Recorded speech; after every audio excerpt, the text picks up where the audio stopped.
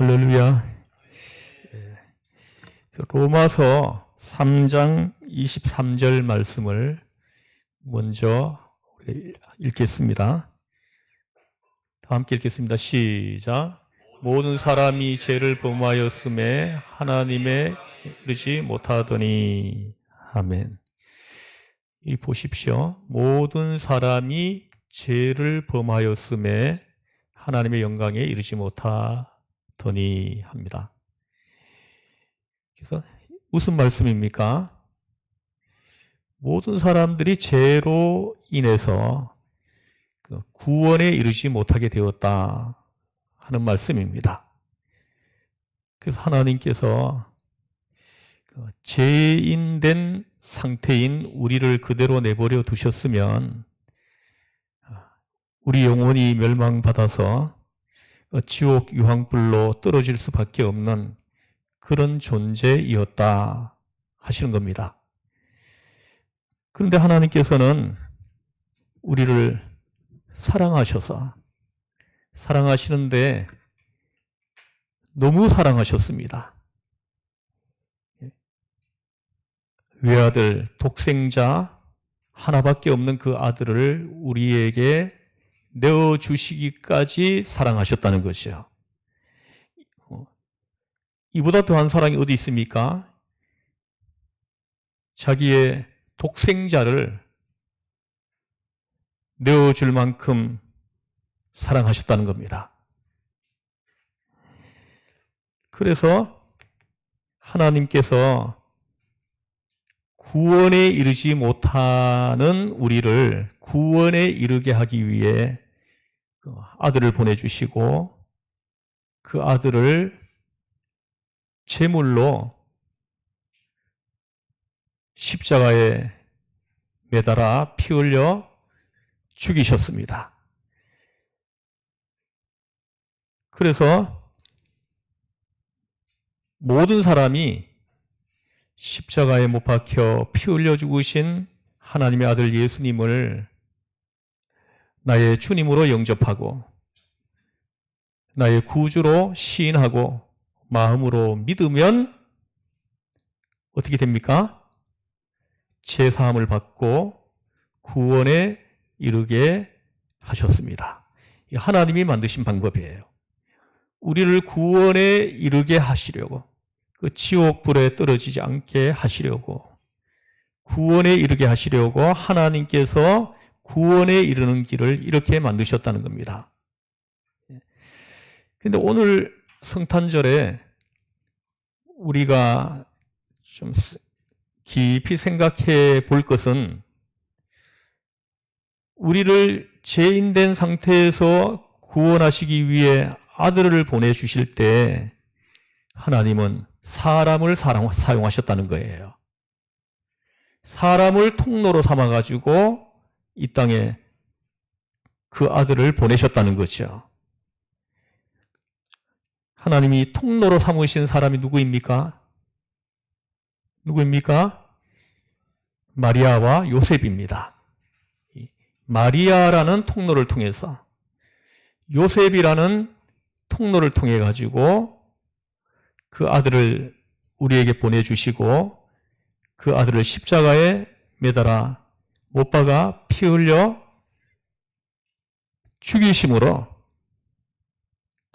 그 피를 믿는 자는, 그 피가 내 죄를 씻어주신다는 것을 믿는 자는 제사함을 받고 구원에 이르게 하셨습니다. 오늘 하나님이 우리에게 구원을 주시기 위해, 구원에 이르게 하시기 위해서 사용한 두 사람이 있는데 마리아와 요셉입니다. 이 두 사람 중에 오늘은 특별히 요셉에 대해서 우리가 생각을 하려고 합니다. 이 요셉이 어떤 사람인지를 하나님이 이 요셉을 통로로 삼으신 이유가 뭐냐? 그 당시에 수없이 많은 사람들이 있었는데 그 많은 사람들 가운데 특별히 요셉을 선택해가지고 그를 통해가지고 메시아를 이 땅에 보내셨다는 말입니다. 그러면은 이 요셉이 어떤 사람인지 우리가 한번 알아봐야 되지 않겠습니까?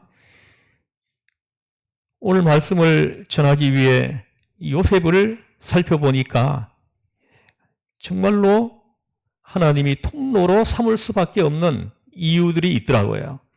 그 이유를 몇 가지를 살펴보면서 우리가 은혜 받기를 원합니다. 그 첫 번째는 마태복음 1장 19절을 한번 보겠습니다. 한번 같이 읽겠습니다. 시작. 그렇지 아니하고 아멘. 보십시오. 그의 남편 요셉은 의로운 사람이라 저를 드러내지 아니하고 이렇게 말씀합니다.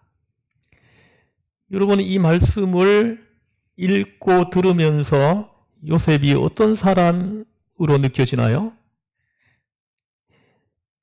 전 이 말씀을 깊이 읽으면서 저에게 느껴지는 요셉은 마음이 참 넓은 사람이다. 마음이 참으로 넓은 사람이다. 이런 생각을 합니다.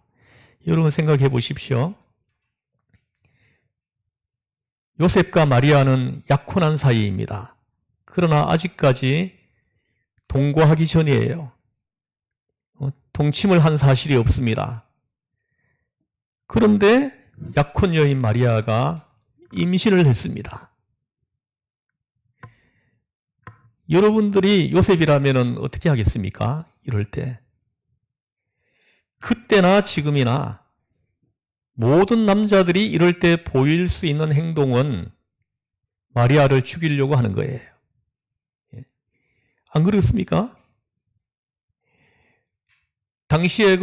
당시에 법으로 보더라도 불륜을 한 사람은 머리끄덩이를 잡고 골목으로 끌어내서 사람들에게 돌에 맞아 죽게 할 수 있었어요.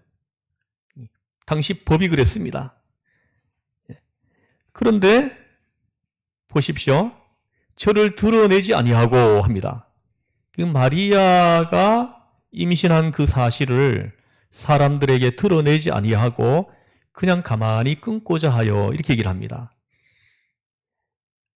이만하면은 하나님이 이 땅에 하나님의 뜻을 성취하기 위해서 도구로 삼을 만한 사람 아니냐 하는 것입니다.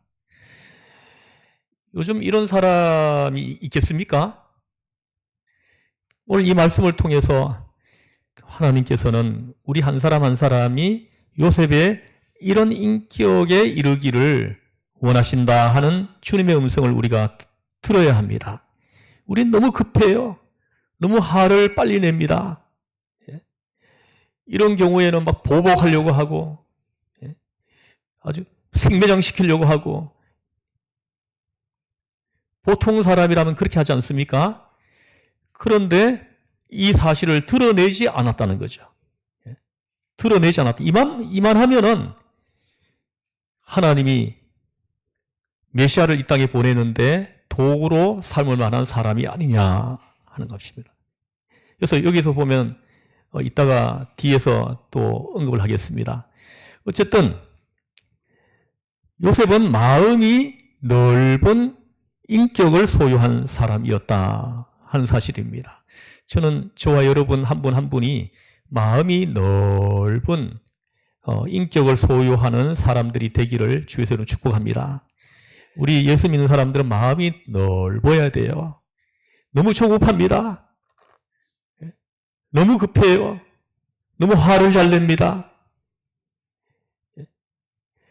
좀 누군가가 나에게 조그만 해를 끼쳐도 가만히 있지를 못합니다. 보복하려고 합니다. 이런 사람들은 하나님이 이 땅에 하나님의 뜻을 나타내는데 그를 도구로 쓸 수가 없다는 것을 말씀하는 겁니다. 하나님이 도구로 쓰실 수 있는 그런 인격을 요셉은 소유하고 있었다. 오늘 우리에게 요구하시는 주님의 요구를 우리가 들을 수 있어야 하겠습니다. 그 다음에 두 번째는 하나님이 요셉을 이 귀한 구원의 사역을 이루실 때 요셉을 통로로 삼으신 두 번째 이유는 손해를 혼자 감당할 줄 아는 인격적인 사람이었습니다. 1장 19절을 다시 한번 보십시오. 다시 한번 읽어보죠. 시작.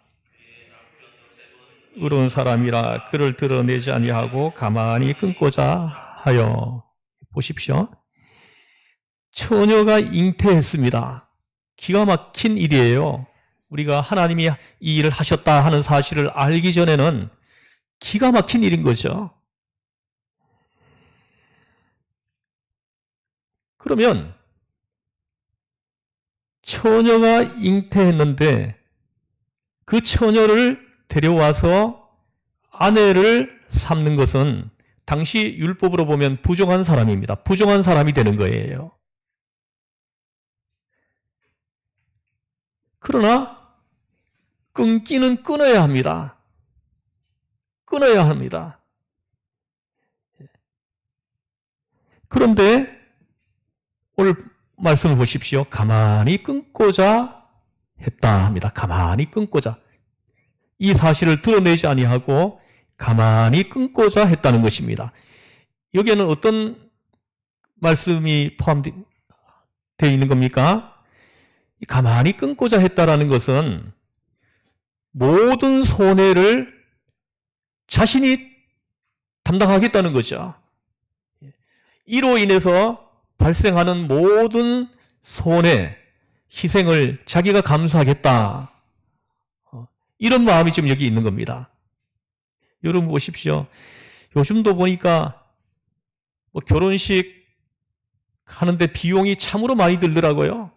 결혼식, 좋은 예식장은 1년 전에 예약하려고 해도 예약이 어렵다 그래요, 요즘이요. 근데 그 비용이 1억씩 든대요. 1억씩. 그리고 또 이렇게 청첩잔도 만들어가지고 돌렸을 거고 막 했을 거 아닙니까? 그러면 요셉도 보십시오. 약혼했습니다. 약혼녀예요. 약혼하면은 돈이 듭니다. 돈이 들었을 뿐만 아니라 결혼 준비를 한다고 비용이 또 얼마나 들었겠습니까? 또 시간을 얼마나 많이 사용했겠어요. 예? 왔다 갔다 하고 또 요즘은 보니까 결혼 전에 그 웨딩 사진을 찍는다고 둘이서 많은 시간을 쓰더라고요. 결혼할 때 보니까. 그리고 또 인사할 사람들 또 찾아다니면서 인사해야 되죠. 하지 않습니까? 이 결혼 준비를 하기 위해 많은 비용과 많은 시간을 사용했습니다. 그리고 요셉은 마리아와 약혼했다는 이게 가장 중요한 거죠. 가장 감당하기 힘든 거예요. 이 약혼했다는 이 소문이 다 퍼져 있을 거 아닙니까? 그 마을 사람들이 다 알고 있지 않겠습니까? 아닐까요? 마을 사람들이 다 알고 있지 않겠습니까? 그러면 이게 파혼이 되게 되면은 이걸 감당하는 것이 정말로 쉽지 않아요. 쉽지 않습니다.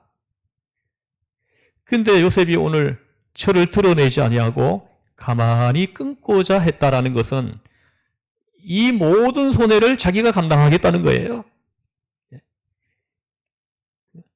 마리아에게 돌리지 않겠다는 거예요. 이만하면은 의로운 사람 아닙니까? 아니에요. 하나님께서 그 독생자를 우리 죄를 대속하시기 위해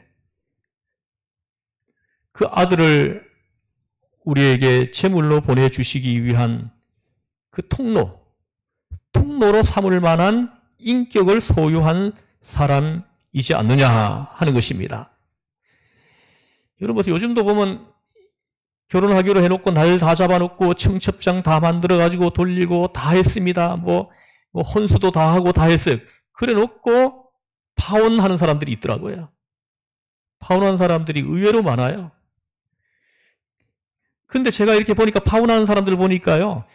그때 발생하는 모든 손해, 그 비용들 있잖아요. 이걸 두 사람이 똑같이 공평하게 나누어가지고 이렇게 감당하려고 하더라고요. 그리고 또 어느 한쪽이 그 파혼의 원인이 되는 사람이 손해를 보게 막 이렇게 압력을 가하고 막 이러더라는 거죠. 예. 보통 사람들이 그렇게 한다는 거예요. 예. 파혼하면 원수가 되어버립니다. 예. 그런데 오늘 요셉을 보십시오. 이 모든 사실들을 하나도 드러내지 않고 가만히 끊고자 했다는 거예요. 이 결혼을 준비하면서 들어간 모든 비용, 모든 소문, 이 모든 것들을 자신이 다 감수하겠다.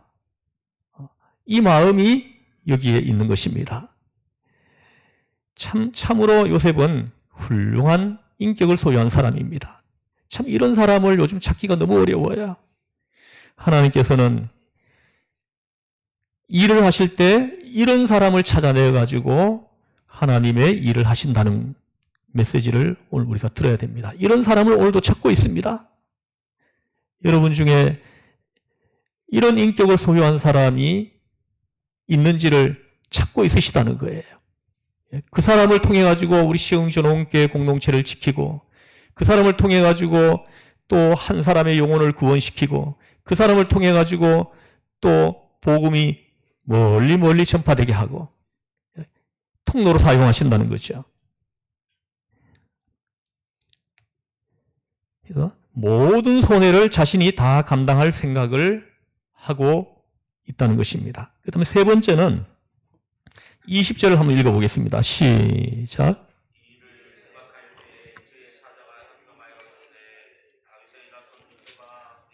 마리아 데려오기를 무서워하지 말라. 그에게 잉태된 자는 성령으로 된 것이라. 아멘. 여기 보십시오. 이 일을 생각할 때에 합니다. 참으로 중요한 부분이에요. 깊이 생각하는 인격을 소유한 사람이라는 거죠. 우리는 이런 일이 발생하면은 뭐 이것저것 생각하지 않고 그냥 벌컥 화를 내고 막 이렇게 공격하고 보복하고 막 이러지 않습니까? 근데 이 모든 사실을 두고 깊이 생각을 했다는 거예요. 오늘 우리에게 필요한 그런 덕목입니다. 우리는 이런 부분이 너무 약해요. 깊이 생각하지 않습니다. 나한테 무슨 손해가 조금만 있겠다 싶으면 참지를 못합니다. 막 저주를 퍼부어대고 막 욕을 하고 심지어는 폭행까지 하고 막 매장시키려고 하고, 그런 사람들 속에서 이런 사람이 있다는 것은 하나님의 눈에 안 띄겠습니까? 이런 사람들이 살고 있는 그 한가운데 이런 사람이 있는 거예요. 하나님은 이 사람이 눈에 보이는 거죠. 그래서 이 사람을 도구로 사용하지 않을 수가 없는 거죠.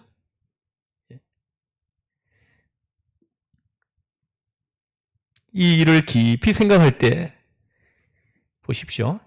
처녀가 잉태를 했으니 나쁜 짓을 했구나 하고 추측할 만하지 않습니까? 나 말고 다른 남자 사귀는 남자가 있겠구나 이렇게 추측할 만하지 않겠어요? 그러나 요셉은 섣불리 판단을 내리지 않고 깊이 생각을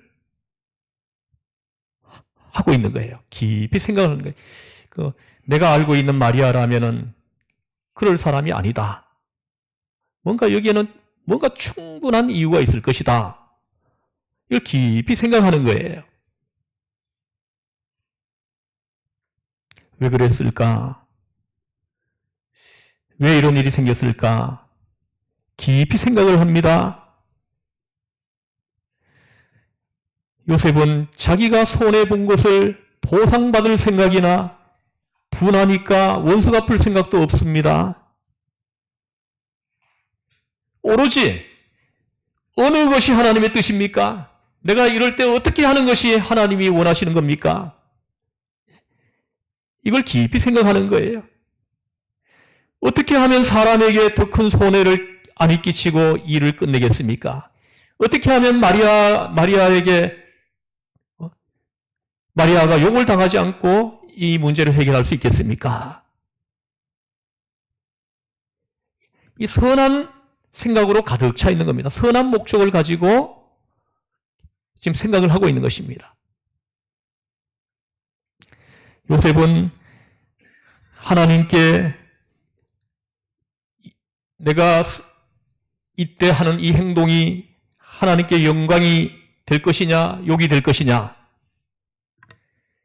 사람의 생명에 유익이냐, 손해가 될 것이냐, 어떻게 해야 후세에 오는 사람이 올바로 처리했다고 칭찬할 것인가? 이것까지 생각하는 거예요. 이것까지. 후에 사람들이 이때 내가 한 행동을 어떻게 생각할 것인가? 이것까지 생각을 지금 하는 것입니다.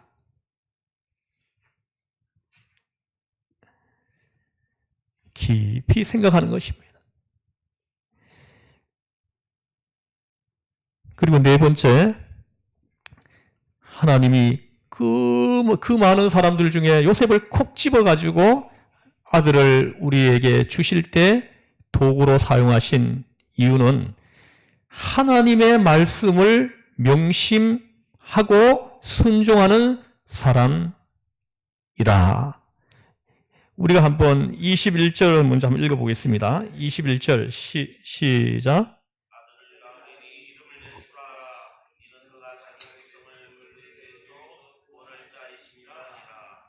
아멘. 보십시오. 하나님께서 꿈속에 그 천사를 보내셔서 이제 마리아에게 지금 생겨나는 이 일들을 소상히 설명해 주는 거예요. 내 아내 마리아 데려오기를 무서워하지 말라. 그에게 잉태된 자는 성령으로 된 것이라. 불륜이 아니라는 거예요. 하나님의 성령에 의해 가지고 하나님의 아들이 잉태되었다 하고 말씀하십니다.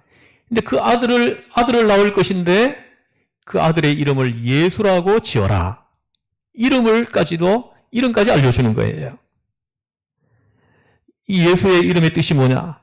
이는 그가 자기 백성을 그들의 죄에서 구원할 자이심이라. 우리의 죄를 대속하시기 위해, 그리고 우리가 하나님 앞에 갈 수 있는 그 구원의 문을 열어주시기 위해 우리에게 오신 하나님의 아들이시라는 것을 말씀하시는 겁니다. 예. 잘 보십시오. 이 아들을 낳으리니 이름을 예수라 하라. 이름을 알려줍니다. 아들을 낳으면 예수라고 지으라고. 근데 25절을 보십시오. 25절을 한번 같이 읽어보겠습니다. 시작.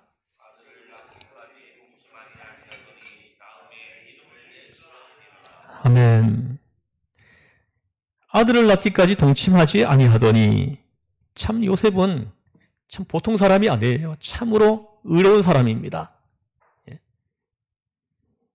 막 결혼한 사람이 아들이 태어날 때까지 동침을 하지 않았다는 거죠. 그리고 아들을 낳으니까 그 이름을 예수라고 지었다. 이름을 예수라고 지어가지고 출생신고를 했다는 거예요. 자, 보십시오. 하나님이 말씀하신 것을 안 잊어버립니다. 잊어버리지 않고 잘 기억해 두었다가 아들이 태어나니까는 그대로 이름을 예수라고 지었다라는 것입니다. 얼마나 중요합니까?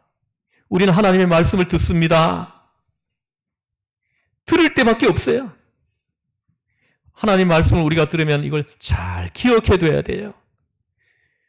그리고 난 다음에 우리가 생활 현장에 들어갔을 때 그 기억해둔 그 말씀을 생활 현장에서 그걸 실천하는 겁니다. 순종하는 것이요.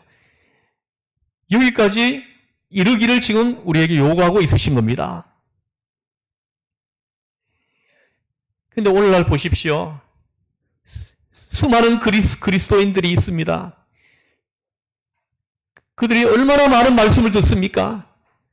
근데 그 말씀을 듣고 기억하지 않습니다. 들을 때뿐이에요. 교회 밖에 나가면은 세상 사람들하고 사는 방식이 똑같아요. 우리는 세상 사람들과 우리는 사는 방식이 다른 사람들이잖아요. 그렇지 않습니까? 달라야 되지 않겠습니까? 우리는 이 성경 말씀을 순종하며 사는 사람들이니까 사는 방법이 세상 사람들하고 다를 수밖에 없어요. 사는 방식이 다른 거예요.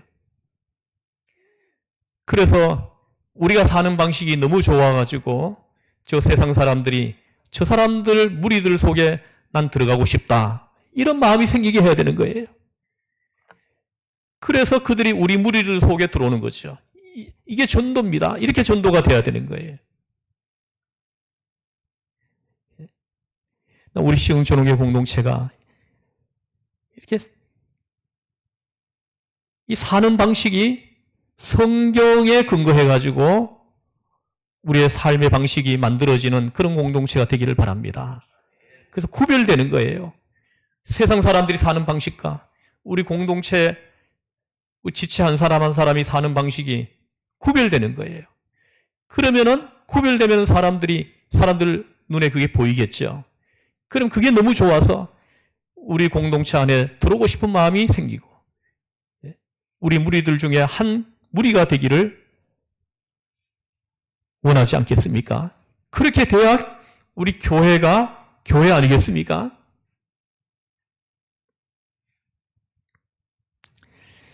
이 요셉은 하나님의 말씀을 듣고 기억하고 그걸 잊어버린 것이 아니라 기억해 두었다가 그 말씀을 생활 현장에서 순종했다는 거예요. 그대로 하나님 말씀하신 대로 했다라는 거죠.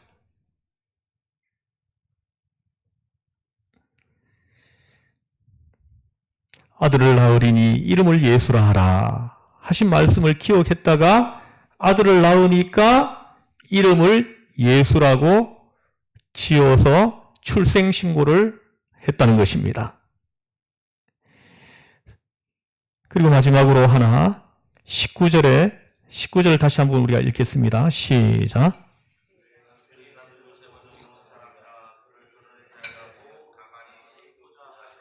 아멘. 여기 보십시오. 그의 남편 요셉은 의로운 사람이라 합니다. 의로운 사람이라고 칭합니다.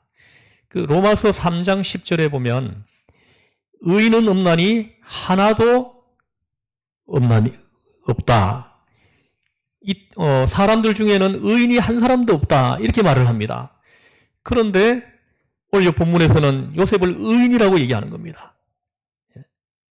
그러면은 로마서 3장 10절에서 말씀하시는 의인은 없다 하는 그 말씀, 그리고 오늘 여기서 요셉을 의로운 사람이라고 칭하는 이것은 다른 의미가 있다는 것이죠. 로마서 3장 10절에서 말씀하는 의인이 없다는 것은 죄인이 아닌 사람은 한 사람도 없다는 거예요. 죄인 아닌 사람이 있습니까? 우리가 살아오면서 얼마나 많은 죄를 지었습니까? 얼마나 많은 사람들을 아프게 했습니까? 얼마나 많은 사람들에게 상처를 주고 또 얼마나 많은 죄를 지었습니까? 그래서 로마 3장 10절에서는 죄가 하나도 없는 의인은 하나도 없다 하시는 말씀이에요. 근데 오늘 이 본문에서 요셉을 의인이라고 하는 것은 보십시오. 마음이 넓은 인격을 소유했다. 또 손해를 혼자 다 감당할 생각을 했다는 것이죠. 또 깊이 생각했다는 겁니다.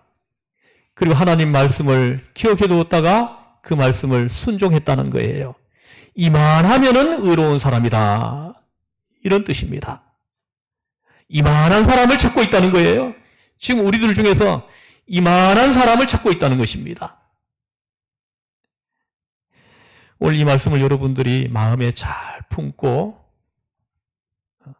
요셉의 이 인격을 담고 그리고 하나님 앞에서 사람들 앞에서 저 사람은 참 의로운 사람이다. 이렇게 칭함을 받는 여러분 되시기를 바랍니다. 그래서 하나님은 그러한 사람을 콕 집어가지고 왕으로도 삼고 콕 집어가지고 이렇게 통로로도 삼고 하지 않습니까? 다윗은 목동을 하고 있었지만은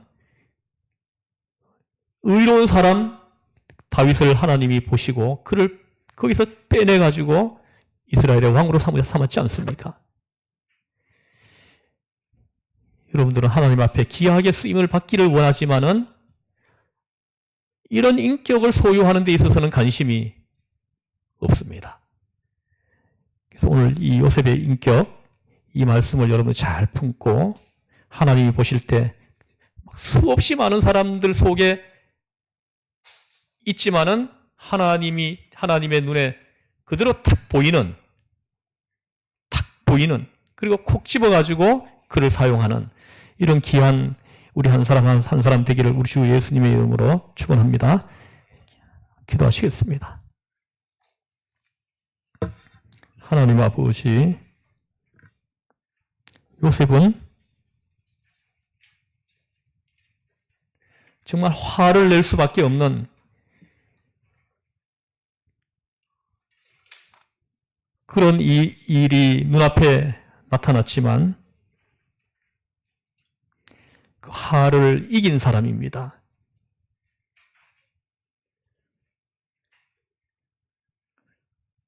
정말로 기가 막힌 환경이 내 앞에 만들어졌지만은 그 환경도 이겼습니다. 그 자신 속에 이거 보복해야 되냐 말아야 되냐 끝없는 그 갈등과 고통스러움 자신과의 싸움에서도 이겼습니다. 또 유혹도 이겼습니다. 괴롭고 억울한 모든 일을 다 이겼습니다. 이겼더니 하나님께서 그를 통로로 삼았습니다. 우리의 죄를 대속하시기 위해 오시는 메시아가 이 땅에 오게 하는 통로로 귀하게 쓰임 받았습니다.